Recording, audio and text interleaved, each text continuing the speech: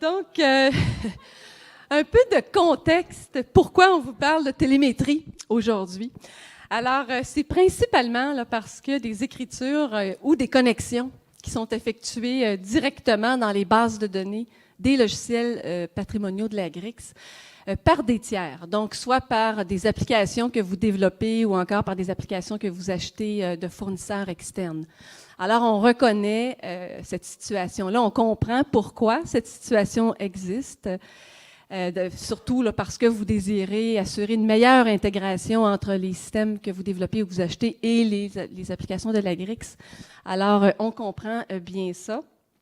Toutefois, bien, cette situation-là est susceptible là, de nuire au bon fonctionnement là, de ces applications-là. Alors, on parle des applications, surtout que vous voyez à l'écran, là, Paye et GRH, Dauphin Achat, GPI, Jade Tosca, Vanguard et Géobus. Alors, c'est ces applications-là qui sont visées par la télémétrie. Alors, pourquoi est-ce un enjeu?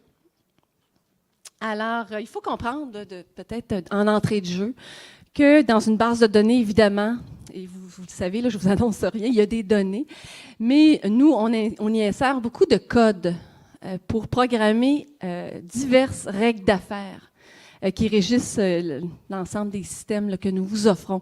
Alors, il y a du code, il y a de la programmation dans nos bases de données. Alors, c'est possible, là, toujours par inadvertance, là, que vos applications ou les applications que vous achetez de fournisseurs externes vont modifier la structure des bases de données ou encore vont modifier les règles d'affaires. Alors, par exemple, on pourrait désactiver une règle qui assure la traçabilité des changements. On pourrait altérer une règle de gestion de la modification d'une facture. Alors, c'est un processus complexe là, dans lequel il y a plus de 1000 lignes de code là, autour de ça dans nos bases de données. On peut aussi modifier par inadvertance le contenu des données. Hein, par exemple, supprimer la valeur d'un compte à payer. Alors, ce genre de choses là, qui peuvent arriver là, par inadvertance. Alors, quels sont les impacts? Bien d'abord, il peut y avoir des impacts sur la disponibilité des systèmes et des données dues à des pannes, ainsi que des efforts additionnels pour investiguer les problèmes. Alors, on a eu une situation récente où 2 commissions scolaires ont fait des écritures là, directement dans Paye et GRH. Ça a causé des pannes et de part et d'autre, la GRIX et les commissions scolaires, là, ça a pris quand même pas mal de jours avant de trouver la source du problème et de régler l'enjeu. Il peut aussi y avoir des enjeux de conformité. Alors, par exemple, nous, la GRIX, là, dans une situation comme celle-là, on ne peut pas vous garantir que les systèmes et les données sont intègres, fiables, sécures, etc. Donc, évidemment, il est recommandé d'éviter ces écritures directes-là autant que possible. Mais bon, on reconnaît là, que de part et d'autre, on n'a pas la capacité là, pour faire des investissements majeurs pour corriger la situation là, dans les systèmes patrimoniaux par des services web sécuritaires, par exemple. Alors, on n'a pas la capacité d'aller là, surtout en transition vers Mosaïque. Donc, on a pris une position plutôt de mitigation du risque, c'est-à-dire que l'on met en place une solution de télémétrie, bien sûr, là, qui est au bénéfice des commissions scolaires et de nous, la GRIX. Alors, qu'est-ce que la télémétrie?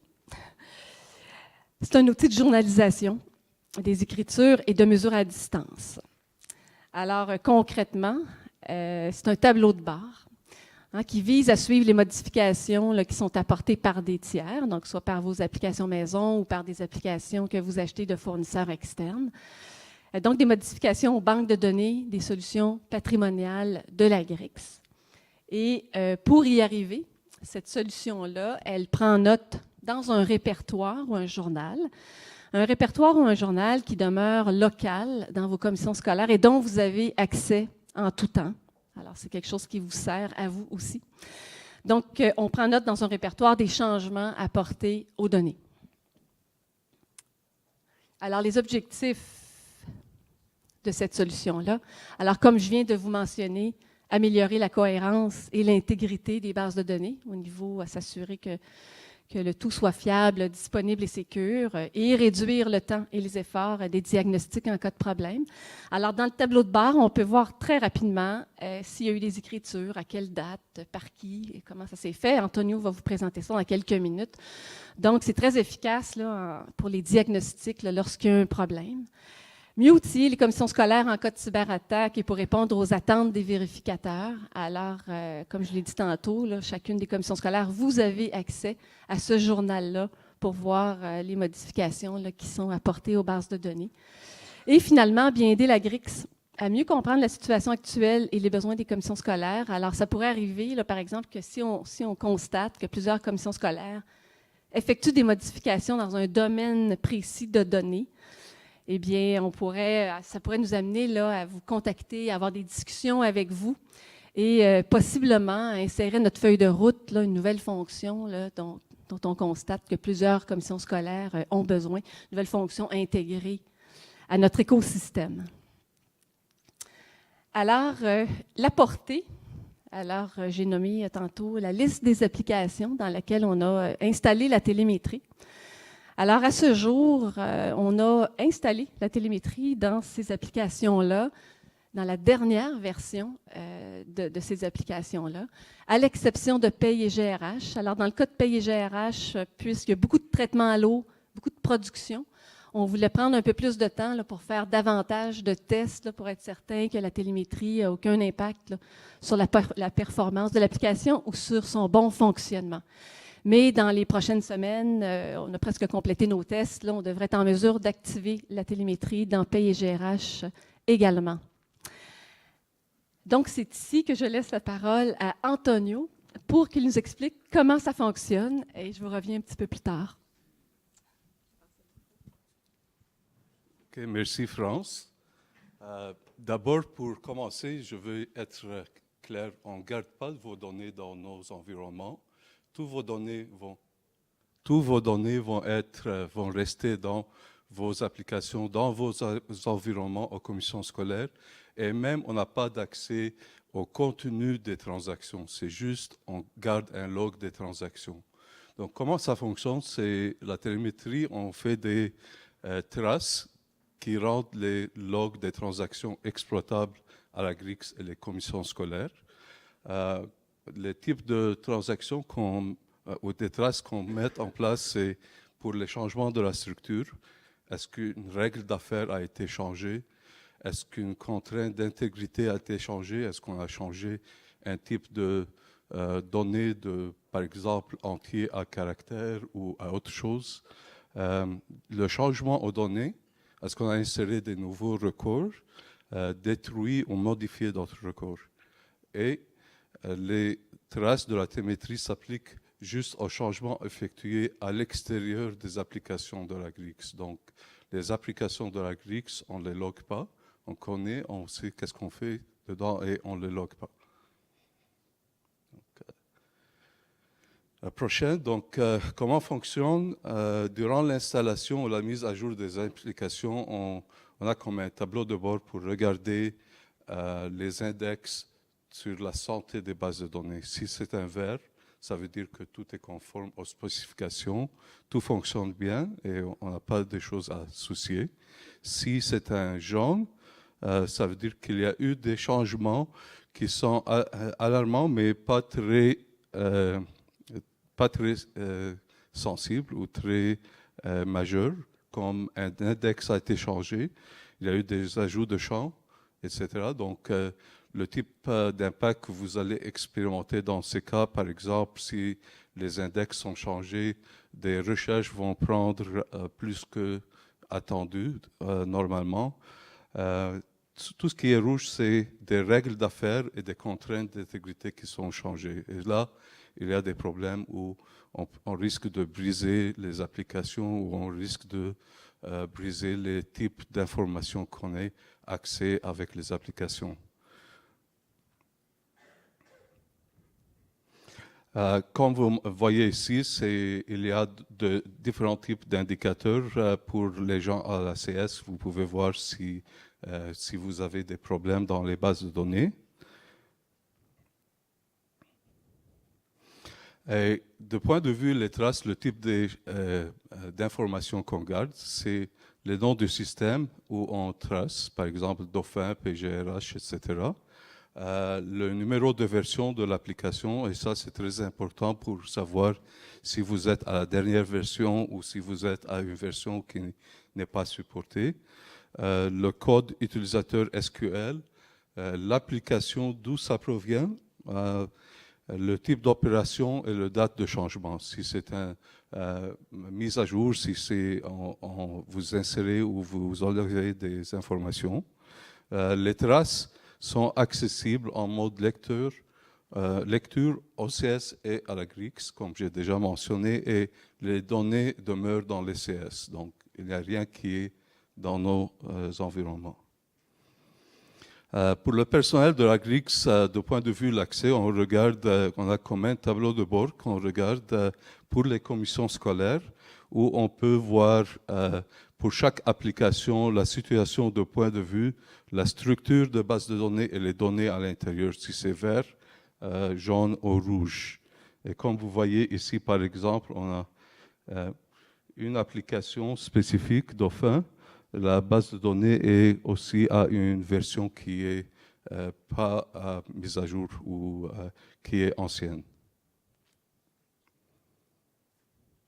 Du point de vue de l'impact sur les commissions scolaires, d'abord l'impact sur les systèmes, du point de vue ressources et utilisation, c'est presque minime ou nul. Le temps ça prend pour configurer le connecteur, je vais vous montrer ça maintenant après, mais c'est un effort minime, c'est quelques minutes pour configurer. Et ça ne vous n'empêche pas d'avoir accès aux applications, d'avoir accès à consulter, à écrire et à faire les changements comme vous faites déjà. Donc, ici, on ne dit pas que c'est un outil pour vous dépêcher de faire ça, mais c'est un outil pour nous aider et vous aider à faire de troubleshooting ou débugger un problème s'il y en a un. De point de vue architecture, comme vous voyez ici, donc vous avez au niveau des commissions scolaires, on a la télémétrie est installée sur chaque type d'implication et sur chaque serveur. Et vous êtes connecté à travers le connecteur hybride à l'environnement Azure. Ça, c'est votre environnement Azure de l'AGRIX. Et vous pouvez d'ici regarder, consulter l'information du portail. Ou aussi, vous pouvez, pour nous autres, pour nos équipes d'opération et de service, ils peuvent consulter de l'AGRIX. Donc, si vous appelez pour reporter un problème, c'est là où la première place où on regarde.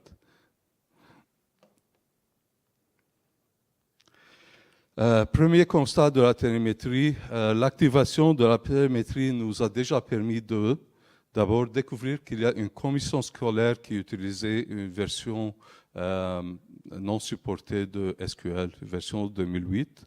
Ça nous a aidé à travailler avec la commission scolaire qui a déjà réglé la situation. L'autre chose, c'est de détecter que les options d'une base de données de production n'étaient pas conformes et aussi le client a corrigé la situation. Donc, avant de passer à la prochaine diapositive, je vous fais un état de la situation. Pour le moment, pour GPI, on a 28 commissions scolaires qui ont déjà activé la télémétrie. De ces 28 commissions scolaires, on a 16 qui sont dans le vert. Ça veut dire qu'il n'y a rien qui est alarmant.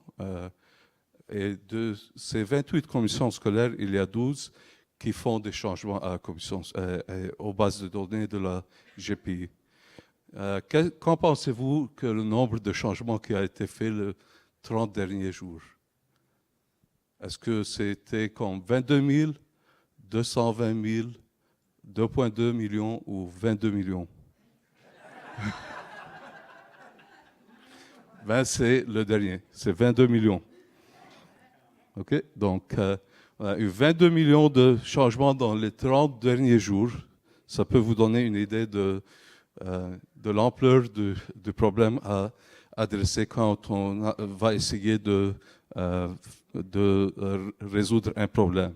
Donc, 32 000 suppressions et 6 500 ajouts. 18 millions de ces 22 millions ont été faits par des traitements en l'eau, probablement. 2 millions des outils Office, on pense que c'est Access ou Excel plutôt, et 2 millions des applications internes aux commissions scolaires. Et certaines tables qui ont été modifiées sont vraiment, vraiment très complexes. Par exemple, la modification d'une facture, ça implique comme 1000 lignes de requêtes ou de code SQL. Ventilation financière de transactions aussi, c'est très complexe.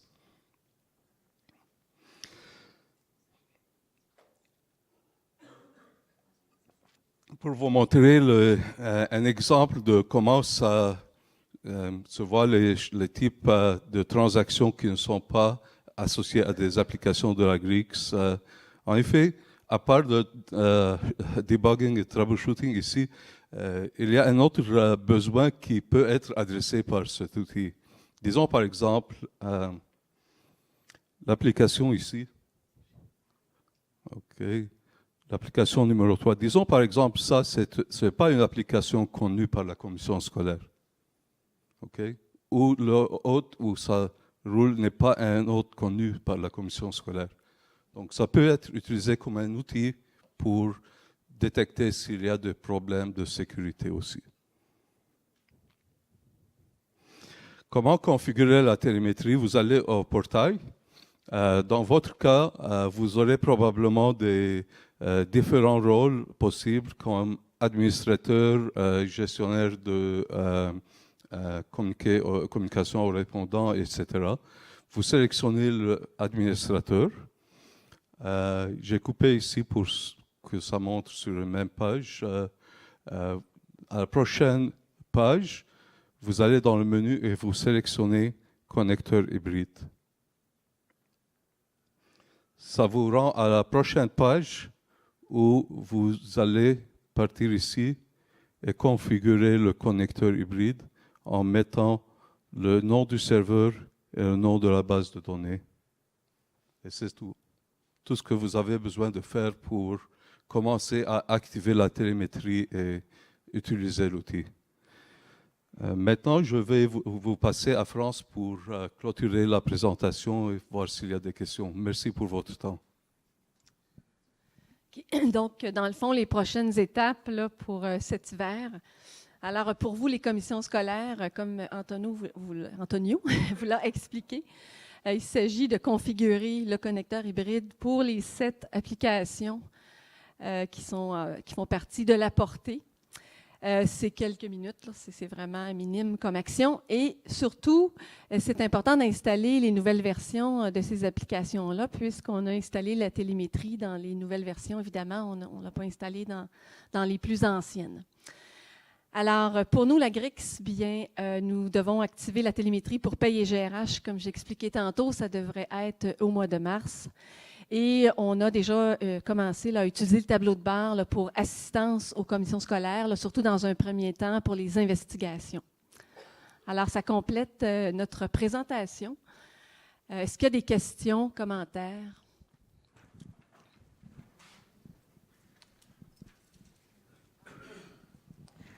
Oui, j'ai une question de M. Yannick Charland de Samar qui me dit télémétrie. J'aimerais connaître les impacts sur les performances du serveur SQL. Toutes nos banques GRIX sont hébergées sur un seul serveur SQL. L'impact est pratiquement nul, très, très, très minime. On a fait des tests. On peut donner plus de détails, là, si requis là, par rapport aux résultats de nos tests, mais c'est presque nul, négligeable. Oui. Vous avez dit qu'il y a 20 commissions scolaires qui ont activé la télémétrie? 28. Donc, je fais probablement partie de la liste, là, mais j'ai activé la télémétrie quand j'ai installé les mises à jour. Il n'y a pas de switch nulle part là, pour activer ou non la télémétrie. Exactement. Il faut simplement installer la nouvelle version de l'application, puis connecter les 7 applications connecteurs hybrides, ce n'est pas fait. La liste qui a été présentée, le tableau de bord, c'est accessible pour la commission scolaire aussi, ce que vous me disiez? Ça veut dire que présentement, on pourrait aller dans la page de notre connecteur hybride puis voir le rapport? Oui. vous avez accès au journal, qui est une table SQL, dans le fond, dans ta commission scolaire. Tu pourrais voir toutes les transactions, un peu comme Antonio a montré. Merci.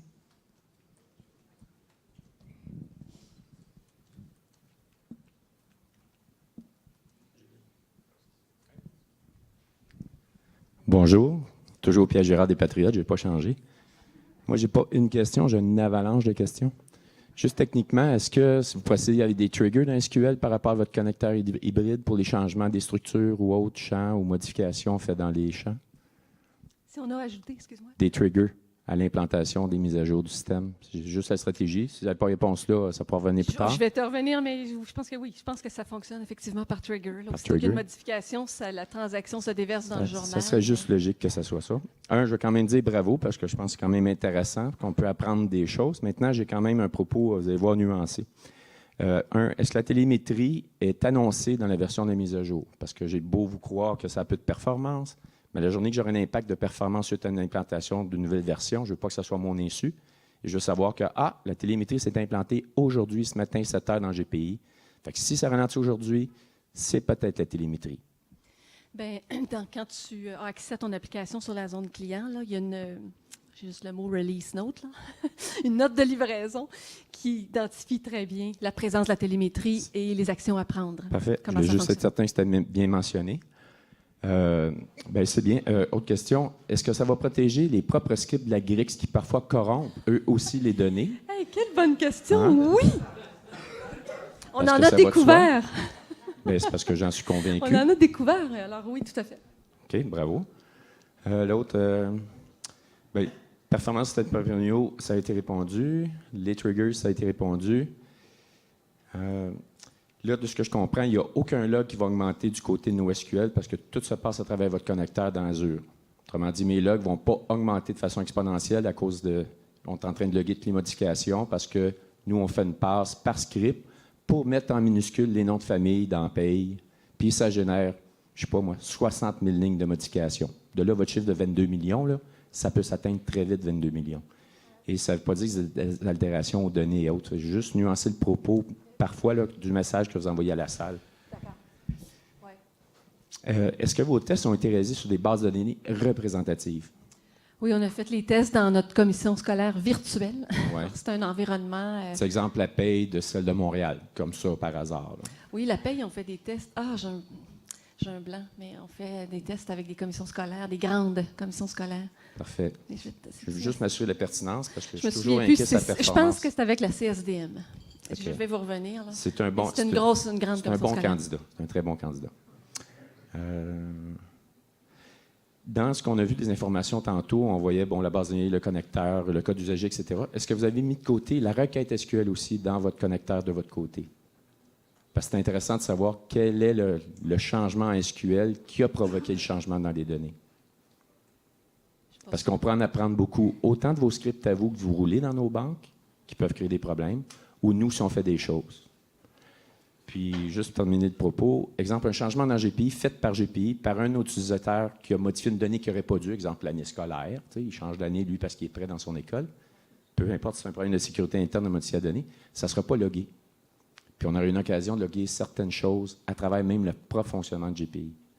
Fait que je comprends que vous voulez vous protéger de tout ce qui se passe de tiers, mais il y a des actions qui auraient pu nous aider à travers ça, dans nos commissions scolaires, de trouver c'est qui a pesé sur le piton. Pour nos applications? Dans vos applications. Mais il y a possibilité, on n'en a pas parlé, mais pour simplifier la présentation, mais il y a une possibilité d'activer la télémétrie pour toutes les modifications, incluant celles effectuées par l'application. Okay. Exemple, donc oui, tu le verrais si tu actives cette fait qu'on aurait l'option de tout, ou est-ce qu'on pourrait dire, il y a certains champs qui sont stratégiques, puis qu'on peut peut-être, pour différentes raisons, ne pas empêcher l'accès à certains utilisateurs, de dire, ce champ-là, ce champ-là, ce champ-là, il se ramasse dans la télémétrie, puis mon coupable m'a trouvé le doigt dessus, parce que sinon, c'est moi qui vais les installer, trigger, pour le faire. Non, on n'a pas encore cette finesse-là.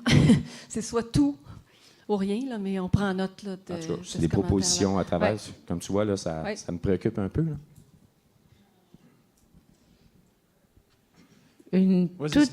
Oui. Alors, M. Daniel Tourigny de Marie-Victorin demande: allons-nous avoir un guide pour mettre en place Le connecteur hybride. Oui.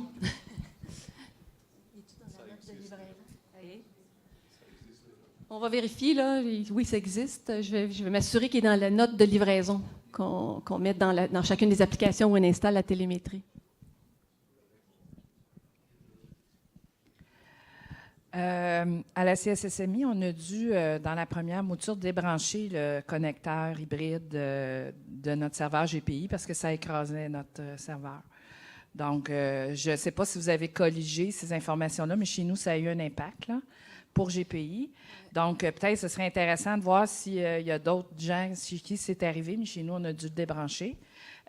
Deuxième suggestion, c'est, je vois qu'il y a plein d'ajustements possibles, qu'il y a une console, qu'il y a plein de choses qu'on peut aller voir, mais on a peu d'informations techniques sur l'opération et l'utilisation des connecteurs. Donc, effectivement, de la documentation et peut-être un webinaire ou une formation pour nos équipes qui jouent dans ces environnements-là serait avisé. Là. Okay. Oui, c'est bien noté. Pour le problème, je prends l'hypothèse qui est corrigée, là, mais je vais vérifier.